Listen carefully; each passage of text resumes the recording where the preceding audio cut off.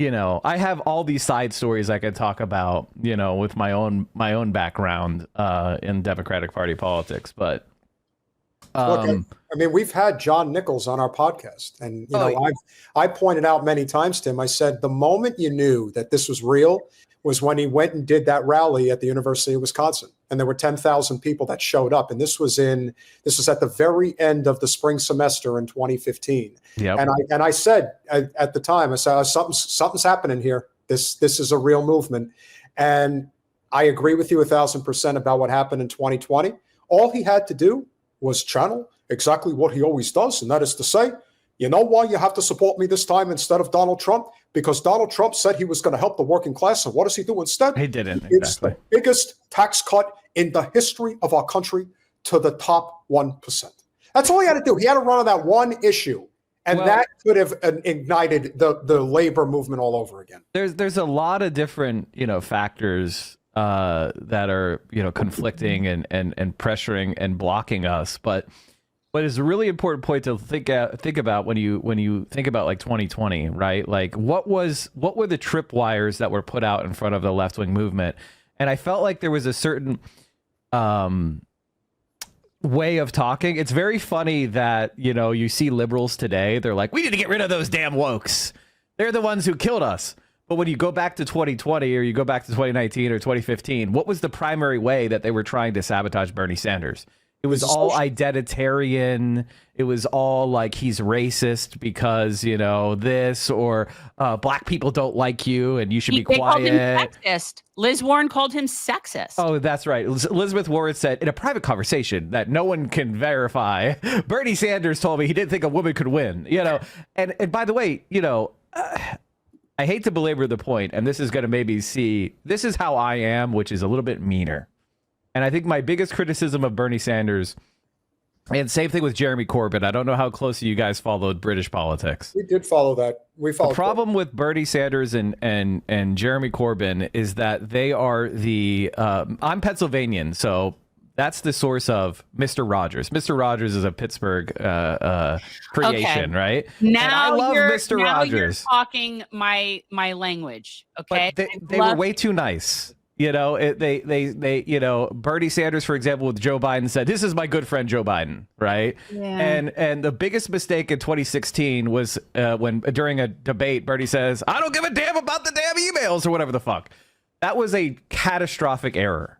Correct. And the reality is that Hillary Clinton loved it because it discredited it as an attack against her, which was what he should have leaned in. He should have said, you can't vote for Hillary Clinton. She's too risky. She's facing criminal charges for the mishandling of the server. He should have leaned into the negatives, and he didn't because he was like, well, there's a certain niceness that a lot of people that are on the left, a lot of the people that are on the left are not like me. They more come to the left because they're good-hearted people who want to help others. And I have all those agreements, but then they have this, as I said, Mr. Rogers mentality. They want the kumbayas. Yeah. They want to reach across. They always want to coalesce. And it's like, well, before magnanimity in victory, you have to get the victory part. If you want to be magnanimous, you have to win. Before you win, you're not in control. And I think that was always, kind of the tenor of what I'm saying in these days is like, we have to look at we have to be where the people are. We have to talk to them in a plain-spoken manner. We have to offer them real material change. We have to show them accountability, too. And we have to listen to what they're saying. And I don't feel like, a lot of the online left in particular has that kind of mentality. It's very much more a left of a certain type of noblesse oblige, an upper middle class, well-educated, intellectual, intelligentsia type left, as opposed to a left that comes from the working class, that comes from the masses, that has their interests at heart. And so we have to, I'm not saying that these issues about sexism or racism or transphobia or, bigotry, xenophobia or any of that is not important. That is important. But we have to have a movement that unites us around these, that is inviting, that brings people in no matter what member of the working class they are. I don't care if you're a white man from, West Virginia, or you are a not undocumented person, in the West Coast. Everybody should be welcome in this movement. And it shouldn't be about, playing these kind of identity social engineering games with each other where we're like, well, Bernie Sanders is a white man. I don't know that we could trust him. We should have Kamala Harris. And then what does she do? She turns around and says, I want to deport 5 million people.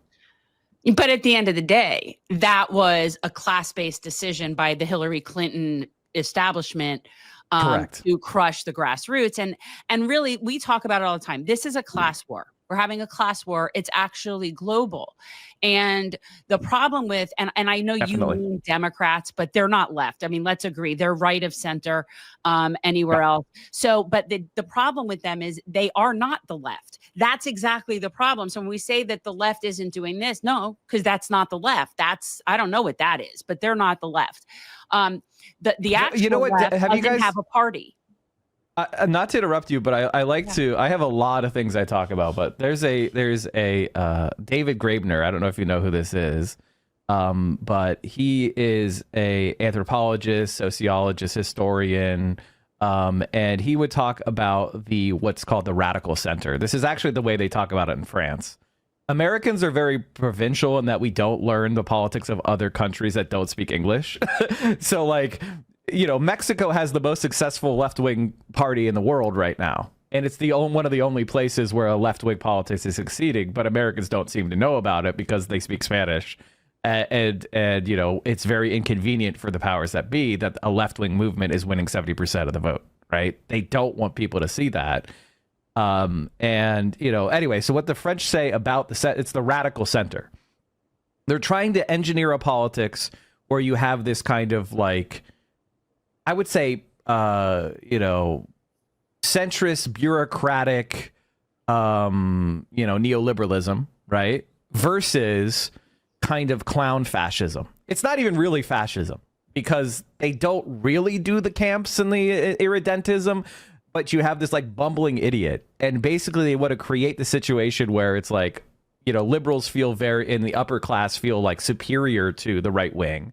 And the right wing goes through this pantomime of bigotry to distract you from the class consciousness, right? You sound like you're talking about the Trump people. Like this is exactly the same thing that's happening here. No, that's what I'm saying. So so that's the Marie Le Pen's, right? And you have Marie Le Pen's, and that's the far right. And in the center, you have Macron. That's Obama, right? Obama went and endorsed Macron. And then on the left, you have a guy named Mélenchon, who's like the Bernie Sanders with an edge, right?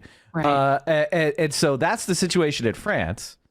It's very similar to what we are, except in our country, everybody is forced into this Democratic Party because of the way our system is designed, right? You have to be one of the big two parties or else you're fucked. You're never going to win. Just because of the way that the system is designed. And so long story short, we have this, you say it's international, and that's exactly right. Every single country, no matter what what language they're speaking, right now has a politics that's very similar to ours, which is like crush the left, make it irrelevant, make it quiet, at the most allow this like weird kind of identity obsessed radical liberalism to represent the left. It kind of like woke shit, but everybody hates, it's like it's not the idea of being aware of oppression, which is good and common sense. It is about like, I don't know that you should be speaking, white man, like that kind of stuff, or don't clap. It's too, I have sensory issues. Don't clap during the speech, Dude, that kind of stuff. You're definitely going to be back on our podcast again for sure. You're definitely speaking my language. I was going to say, he's like your spirit animal. Yeah. I'm just saying, well, the thing is like, people, it's funny because people used to call me a class reductionist for a very long time.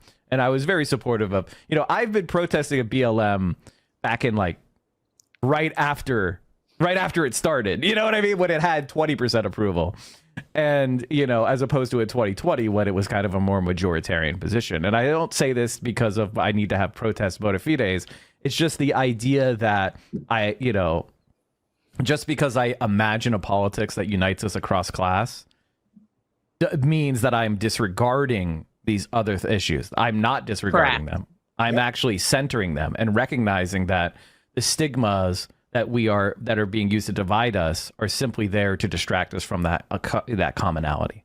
I don't know if I was rambling too much. The point I was trying to make is this constructed radical centrist politics of the Democratic Party and Kamala Harris and Joe Biden and Hillary Clinton and the godfather of it, Barack Obama, is intended to basically, as you said, Jen, deny the idea of the left or obfuscate the left with the status quo, which everybody hates.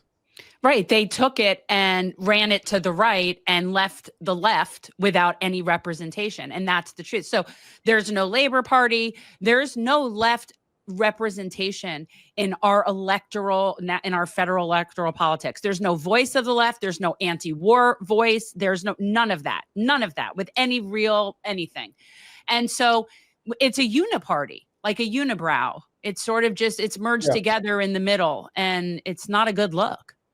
And Mike, I think another great example is, when you look at, if you're looking for anti-war voices right now in this country, you have a much louder anti-war voice from true libertarian Thomas Massey than you even do from AOC. And to me, that's a reflection of sort of the failure of what has kind of transpired. The movement in many ways is dead. A lot of times the people in cases like Alex and, I'm not even counting the lady from Massachusetts. Her name is slipping me right now, but Warren. No. The Congresswoman, Ayanna Pressley. Oh yeah. The only true person in the Democratic Party that in the House anyway that I think measures up to Massey is probably Rashida Tlaib. She was at least willing to stand on principle when it came to what was going on in Gaza, and she was the only one. I mean, Ilhan, that's did. Summer Lee, there's a few people that I like. Summer Lee is a good example out of Pittsburgh, which is very funny because Western Pennsylvania and Pittsburgh in particular is associated with this sort of I call them smokestack voter, which is a person that is more socially conservative, religious, but also very economically left wing. Yeah. Absolutely. And this type of person it used to be the backbone of the Democratic Party. And I'm not saying that we should build the party around these guys and adopt backward social mores.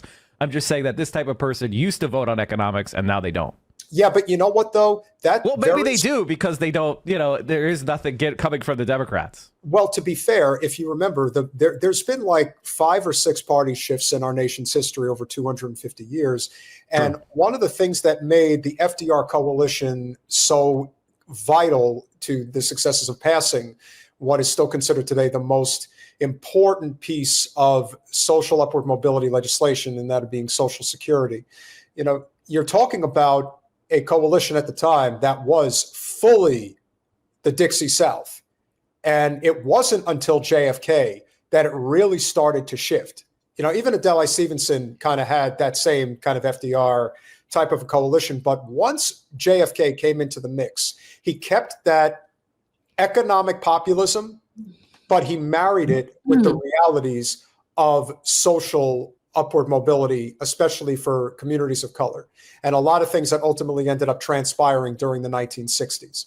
But I still believe that since Jack was assassinated, the Democratic Party has been going straight to hell. There's a lot of things that transpired over the 60s and 70s. Everybody gives a lot of flack to LBJ, and rightfully so. I think he's one of the worst we've ever had. But Jimmy Carter did a lot of things. I know it's Jimmy Carter Day, but we cannot deny the things that he did that ultimately led to Reagan, and a lot of things that led to these anti-labor shifts in our economic and political landscape. And to me, I also think that Bernie had his moments, especially in 2016, that I felt that he should have stuck to. I thought that the best moment he had in that entire run was the night after he won the Michigan primary and he came down to Miami and he had that debate. I thought he boxed Hillary into a corner. I thought she was going to quit.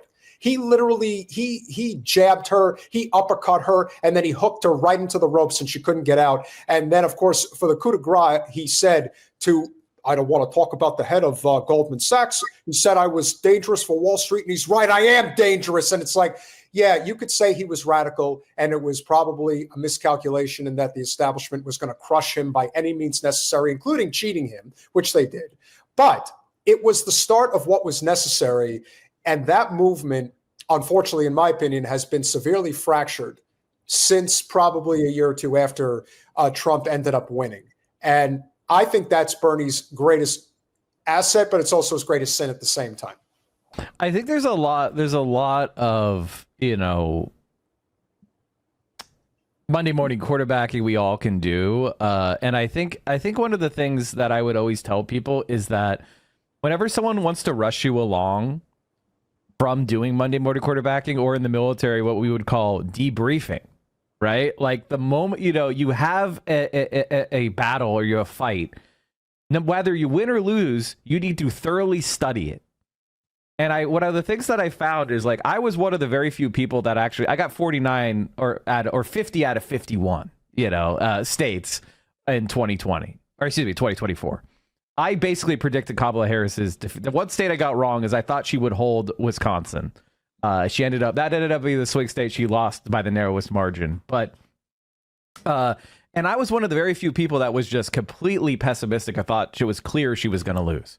I was, let me tell you something. I said she was going to lose from the get-go as well. I knew that all those numbers were make-believe that they had. Well, the thing is, like, the numbers were never very good for her, to be honest. And there was a lot of signals about, youth turnout, the war in Gaza, the economic lack of an economic message. The fact that she embraced this kind of warmongering foreign policy. I think for me, the moment when I knew she was going to lose was actually her acceptance speech at the DNC. I thought it was the worst DNC speech I'd ever heard from a nominee.